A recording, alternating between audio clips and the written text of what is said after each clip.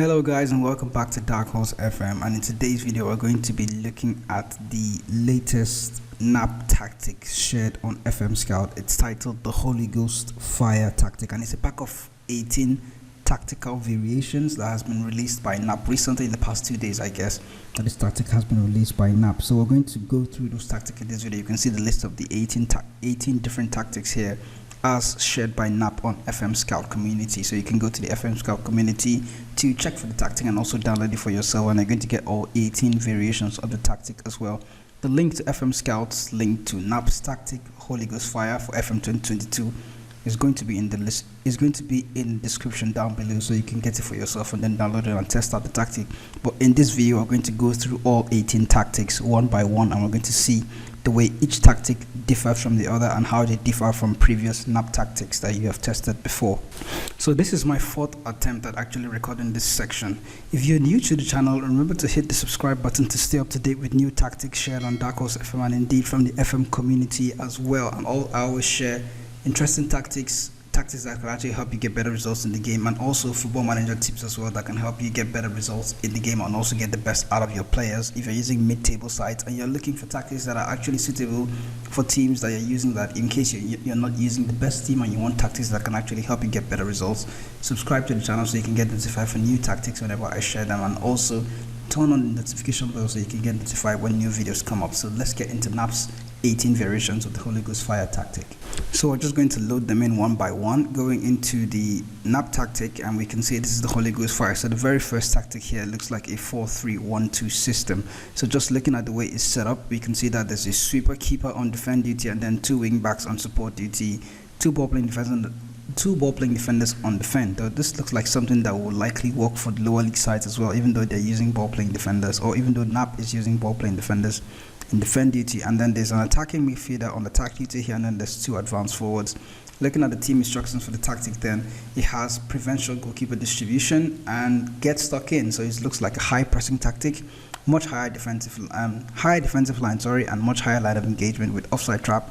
Trigger press is obviously very extreme for this tactic, so it help you overload the opposition's defense with a lot, with let's say 1, 2, 3, 4, 5 players, 6 players in the opposition's half to try and oppress them and then win the ball from these individual players. In transition, it's just the counter press and then the counter instruction, and then in possession, the team has been asked to play out of defense with extremely high tempo, shorter passing, run at defense is also included, and then there's pass into space as well, and it's fairly wide. So it looks like a tactic that can actually work out for the lower league sides, although I'm getting this attacking a tactic that is probably designed for being one of the better sides in the league.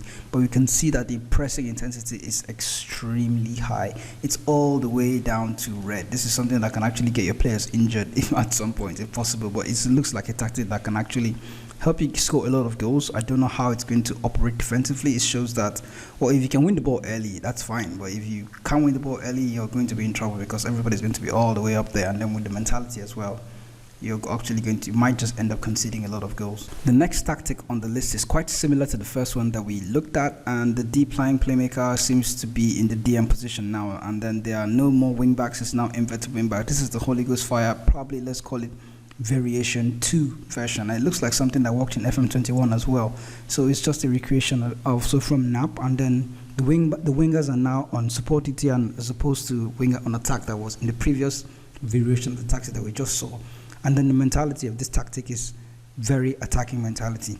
The team instructions haven't differed that much. It's still the same, much higher line of engagement, and then the defensive line is now higher, the defensive line is now standard as opposed to much higher defensive line that we used before. Now the goalkeeper has been asked to distribute to fullbacks, and then when the team has possession, it's slightly shorter passing, extremely high tempo, much the same as the previous tactic that we saw. So run at defense, and then the crossing is low crossing number. The standard difference here is that the mentality is on very attacking. Variation 3, wing backs on support, ball playing defender on defend duty, and then sweeper keeper. Looking at the center of midfield, there are the central attacking midfielder, and then there's a central, what's this guy called? I just made mistake between these two guys. There's a central midfielder on attack duty, and then there's an attacking midfielder also on attack. There's a Medalla on attack duty as well. So the only guy basically responsible for holding the midfield down He is the deep line playmaker, so I'm seeing this trend that Knap actually enjoys using the deep line playmaker in support UT, holding that space. So with the support UT, he's obviously going to try and create more chances. One thing that hasn't changed in the first 3 tactics that we've seen is that we're using advanced forward and advanced forward. That's double advanced forwards, actually run at defense and then create more chances and score a lot of goals. In looking at this tactic now, in possession, the team is quite the same, but as the first variation that we saw, much higher line of engagement and then high defensive line. The team is still asked to press much more often, extremely urgent pressing, and then get stuck in. We can see the offside trap as well. And then this time the goalkeeper still has been asked to distribute it to the fullbacks, but now they've actually specified, or Knap has actually specified, that he should throw it long to the fullbacks because the defensive line is going to be quite high. Counter and counter press stays put, and then the mentality is also attacking. In possession, the team's instruction hasn't really changed as well. Low crosses, walk the ball into the box, shorter passing, extremely high tempo, and the width is fairly wide. So it looks like that's the way tactic variation 3 appears with the attacking mentality. Variation 4, we're going to actually love this one. One advanced forward on attack, and then there's a shadow striker and an attacking midfielder, both on attack duty. I like the fact that he's using a lot of players on attack duty. I'm always afraid to do that when I'm actually creating my tactics. But 2 wingers on attack duty, and then there's a wing back this time, 2 wing backs on support. Both ball playing defenders on defend duty, and a super keeper on defend. Is something that has actually stayed constant through the first 3 or 4 tactics that we've actually seen so far. So this trinity here of 2 ball playing defenders and then 1 super keeper on defend is almost like the holy trinity from what I've seen in the HOLYGHOSTFIRE Knap tactic. Defensive, the way the team operates when they're out of possession is largely the same. Much higher line of engagement, high defensive line, with extremely urgent pressing, using tighter marking and getting stuck in, trying to win the ball back as quickly as possible and as aggressive as possible. When the team is in possession, then counter press and then counter, the goalkeeper distributing to throw it long, and then when they're in possession of the ball, largely the same. Low crosses, walk the ball into the box, run at defense, extremely high tempo with shorter passing, playing the ball out of defense like we've already seen. But this time the mentality of variation 4's tactic is positive. So this is the 5th version of the HOLYGHOSTFIRE variation, the variation 5, the 4-1-2-2-1 tactic. It's inverted wing backs on support UT, again the holy trinity, ball playing defenders and 1 super keeper, and then our guy, the deep line playmaker on support UT. So I'm beginning to have an idea about how the HOLYGHOSTFIRE is set up. It's almost like you can choose the holy grail of which role fits where, and like wing backs and then ball playing defenders, and there's a deep line, very interesting, the deep line playmaker on support. Wingers are on support UT as well, and then there are 2 attacking midfielders on attack. And then the striker is an advanced forward on attack, so I haven't seen a different striker as opposed to, or anybody different from the advanced forward on attack playing in this HOLYGHOSTFIRE tactic. Looking at the team's behavior out of possession, it's largely the same. Much more often, get stuck in, show team outside, which is a narrow defensive width. But this time it's a standard defensive line and then much higher line of engagement.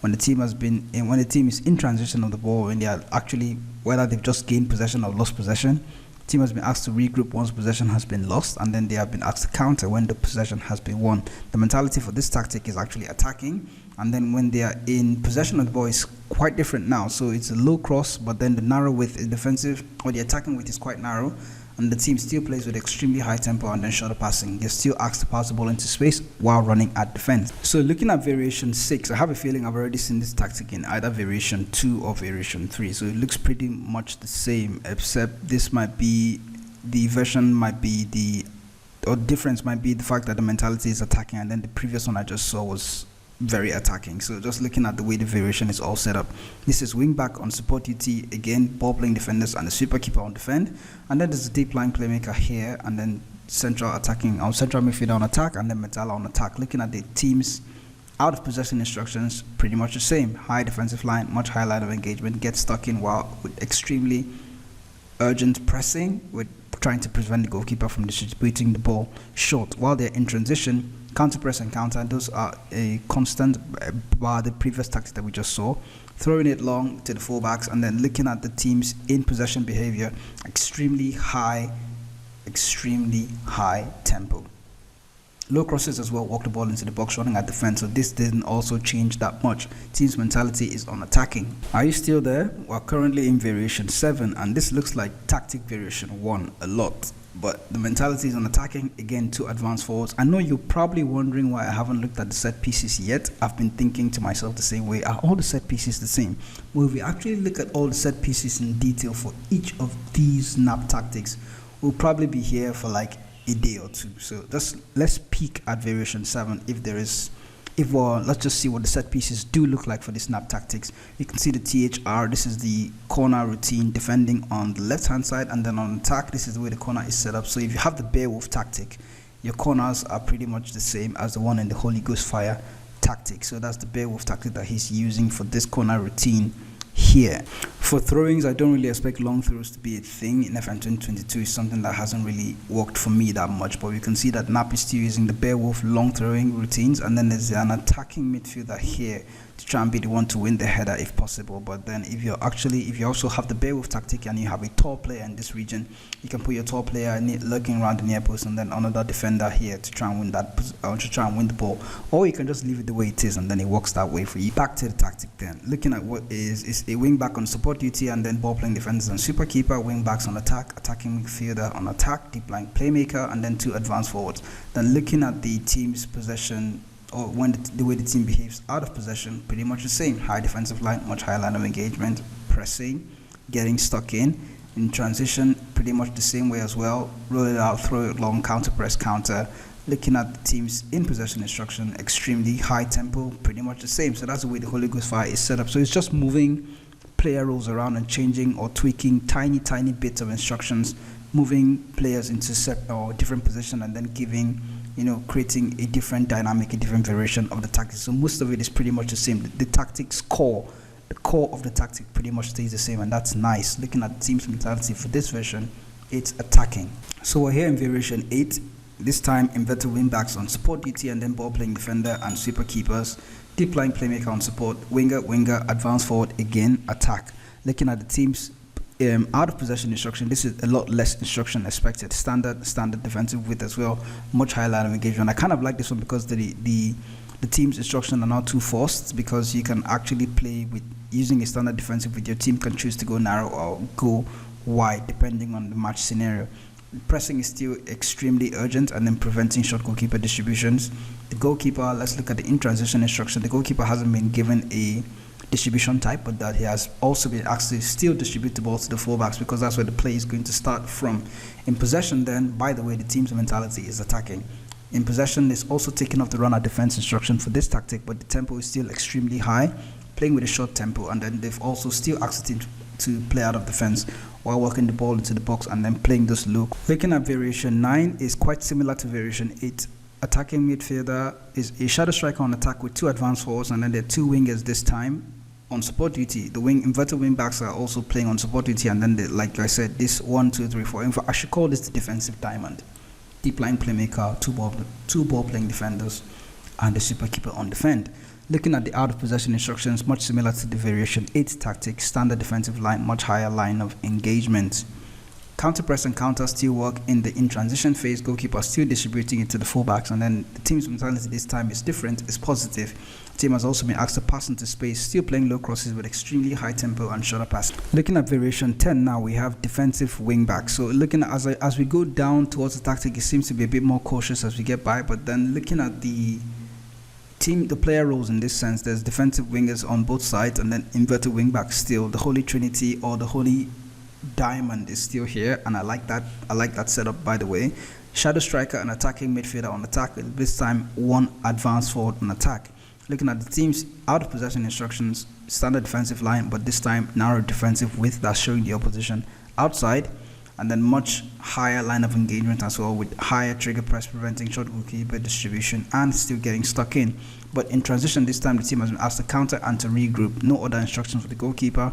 While using an attacking mentality, the team has been asked to play with extremely high tempo, still running at defense. So this hasn't really changed that much during the tactic. Like we said, this looks like the core of the HolyGhostFire tactic. Low crosses, walk the ball into the box, pass into space, be fast but be short. Now we're at variation 11. Wing backs are back. Wing backs on support duty, this time playing alongside the defensive wingers. The deep line playmaker also now has been asked to play a bit more cautious. Defend duty has been given to the deep line playmaker. The front 3 is the attack advanced forward on attack duty, and then attacking midfielder on attack as well. Ball playing defenders and super keeper have stayed the same throughout all the tactics that I've actually gone through. And then the higher defensive line, and then much higher line of engagement, showing the opposition to the outside, and then playing with a much more often trigger press as well, getting stuck in. In transition, the goalkeeper this time has still been asked to distribute to the fullbacks and also throwing the ball long to them. Mentality is attack, and then the team has been asked to play with extremely high tempo, low crosses. This side probably isn't changing that much, I have to admit. So, but play the ball out of defense, looking for that overlap, low crosses, extremely high tempo, shoulder passing. That's basically how the tactic is set up. Finally, there's something different, a bit more narrow play this time. We have a false 9 as well. False 9 partnering with the advanced forward on attack. This is variation 12, by the way. Shadow striker. Everybody here is on attack. Shadow striker, mezzala on attack, central midfielder on attack, defensive midfielder on support duty. Both wing backs are also on attack. So this time we also see a super keeper on support duty coming to the play. Before, the super keeper usually was on defend duty, but now there's a super keeper on support. Ball playing defenders, both of them are on defend duty as well. Looking at the way the team behaves out of possession, much more often press, a lot more prevention goalkeeper distribution, still using the offside trap, and then we can see it's not a defensive line, a much higher line of engagement. In transition, this time the goalkeeper is distributing it to the centre backs. I think that's because the wing backs are on attack duty, so they're always going to be high up. I don't know, I'm just guessing. But then looking at the in possession phase, still extremely high tempo. This time we're playing through the ball. We're playing the ball through the middle, and we can see that a lot of players are in the middle of the field. So that's why the tactic actually instructs to play the ball through the middle, walk the ball into the box as well, low crosses, by the way. And then, okay, it looks pretty much like a change from what we've seen from the previous 11 tactics. So guys, variation 13, 5 more to go. Still the false 9, and then yes, shadow striker on attack. So this relationship seems to work well. And then central midfielder on attack duty, mezzala. Both wing backs are still on attack. We still have the super keeper on support duty, and the ball playing defenders are still on defend duty. So they are the last man standing, I have to admit. The ball playing defenders on defend. The other roles have somewhat changed as we go through the tactic. Standard defensive line when the team is out of possession. Press still extremely urgent, much more often pressing, and then much higher line of engagement. Looking at the team's behavior in transition, the goalkeeper this time is still distributing the ball to the centre backs, and then counter pressing and counter is still on. Looking at the team still playing through the middle as well. There's a narrow tactic here, as I can see. The goalkeeper, the attackers have been, all the attackers and the creator have been asked to walk the ball into the box, still playing the extremely high tempo with shoulder passing. So it seems to be something that tends to work well in this version of Football Manager 2022, according to the HOLYGHOSTFIRE created by Knap. So this is variation 14. We're slightly drifting towards the shape that we started the tactic with that when I was going through the HOLYGHOSTFIRE created by Knap. And then shadow striker on attack duty, attacking midfielder on attack, advanced forward on attack duty. Both wingers are also on attack, so there's 5 attacking players. The deep line playmaker, or defensive midfielder, I got used to saying deep line playmaker. The defensive midfielder on support duty is also going to help out in attack, so that's 6. And then the remaining 4 players, wing back is on attack duty, and then this time the other wing back is on support duty. So there's a slight variation in what we're used to seeing. Super keeper this time is on support, and then both ball playing defenders are still on defend duty. The team has been asked to play with a much higher line of engagement than a standard defensive line, much more often trigger press as well, preventing the goalkeeper's short distribution from the opposition side. In transition, the team has been asked to counter press and then to counter as well, throwing the ball long into the box and then with fullbacks as well. That's interesting. Looking at the team's behavior in possession, walk the ball into the box, and then low shorter passing with extremely high tempo. So this also has stayed the same throughout the tactic that we've actually been going through. So variation 13, I think. I honestly want to tell you that there's a difference between this tactic and the previous tactic, but I've tried clicking and loading it like 4 different times. There isn't a difference between these 2 variations of the tactic. Well, to my knowledge, I can't actually see the variation. So we're going to move on to the next tactic real quick. Let's just see how we can get them. So there's a few more tactics to go. So these are the 2 tactics. They're pretty much identical. And then looking at the variation 13 of the tactic, or variation 15, sorry. That's 16. How am I counting this thing? Okay, this is variation 16, 17, 18. So we're almost done, right? Yeah. Variation 16 of the tactic. This is the way it's set up. Shadow striker, winger on attack, inside forward. I actually like this shape, to be honest. It's quite wonky. I notice the AI tends to behave differently when you have players in strange positions. They kind of don't know how to mark them. So I kind of like the way this tactic is set up. Wing back on attack, winger on support duty, defensive midfielder, ball playing defenders on defend, and then super keeper on support duty as well. Central midfielder on attack. So I'm worried about who is defending, by the way. When the team is out of possession, you can see that they're still playing much the same way, higher line of engagement, and then much more often trigger press using the offside trap, and then playing with a standard defensive line and a standard defensive width as well. In transition, the goalkeeper has still been asked to play the ball to the fullbacks and then throwing it long, with counter press and counter an instruction for the team when they are in transition. Same thing here in possession phase, shorter passing, extremely high tempo, and then walking the ball into the box while playing low crosses. I could have sworn that the 4-3-3 would not make it into the tactic. I actually lost the bet right now with one of my buddies because I told him that there will not be a 4-3-3 after like the first 5 tactics that I saw, but then he told me that at some point we're going to have to see the 4-3-3. I feel the 4-3-3 is one of the best tactics that you can use in FMM, or maybe it's just me that I can't just stop using it. It's always like my go-to tactic. But by the way, one of the HolyGhostFire tactic is a 4-3-3. Wing back on support, wing back on attack, ball playing defenders on defend duty, and then the sweeper keeper on support as well.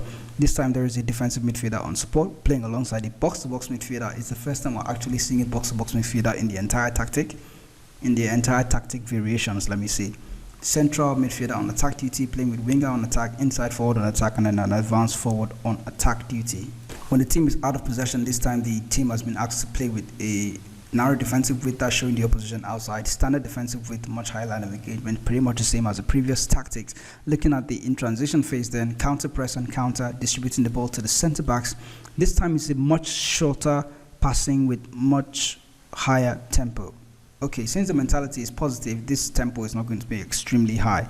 So the team is going to try and probe the opposition, but doing it at a fast pace that isn't too slow for the opposition to be comfortable defending with. So looking at the teams walk the ball into the box, final third instruction, still playing those low crosses into the box. And for the 18th tactic, the last one and not the least tactic, is also another 4-3-3.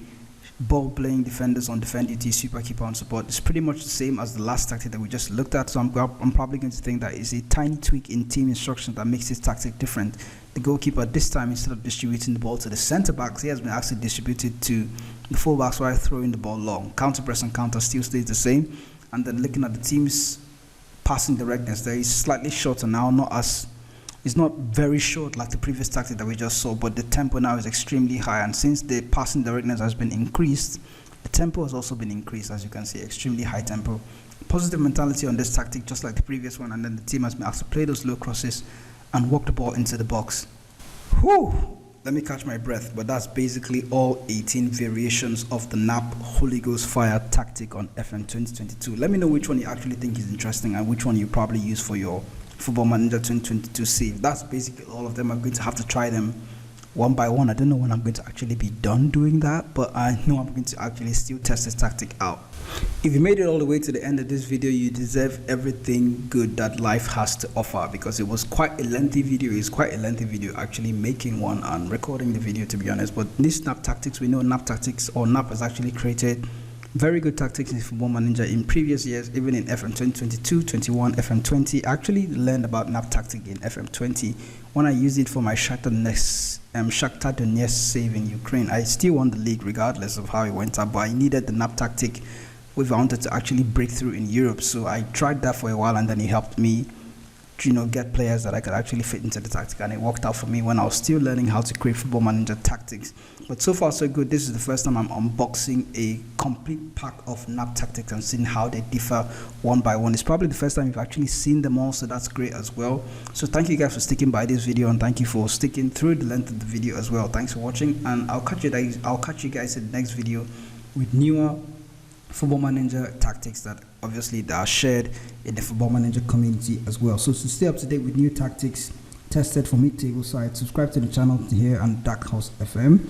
And I also have a Twitter account, by the way, where you can connect with me and we can talk about Football Manager all day and every day. So link to the Twitter account is going to be in the description down below. You can also connect with me on Twitch.